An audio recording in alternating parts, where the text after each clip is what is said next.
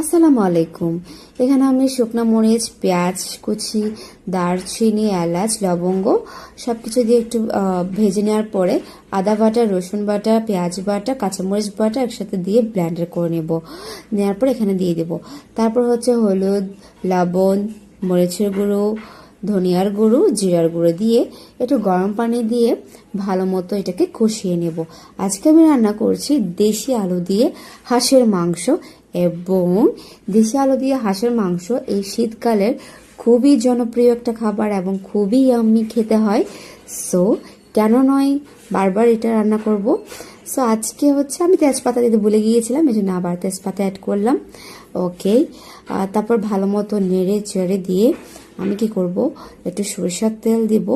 তারপর হচ্ছে আলুগুলা এখানে একটা একটা বসাই দেব, কারণ আলু সিদ্ধ হতে একটু সময় লাগে, তাই একসাথে না হয় কষাই ফেললাম।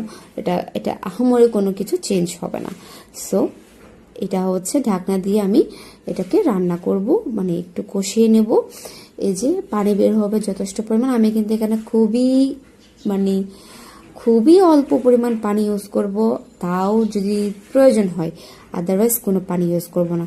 তারপরে সয়া সস, একটা টমেটো সস দিয়ে আবার ঢাকনা দিয়ে রেখে দেব।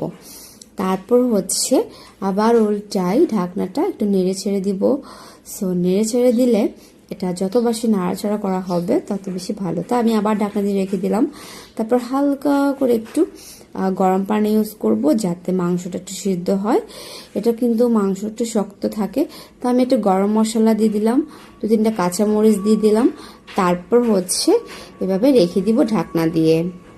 কিছুক্ষণ পর চুলাটা যখন অফ করে দিব, তারপর এইটা হলো রান্না ডান, এবং এটা খেতে কি পরিমাণ ইয়াম্মি, ট্রাই করে দেখতে পারেন।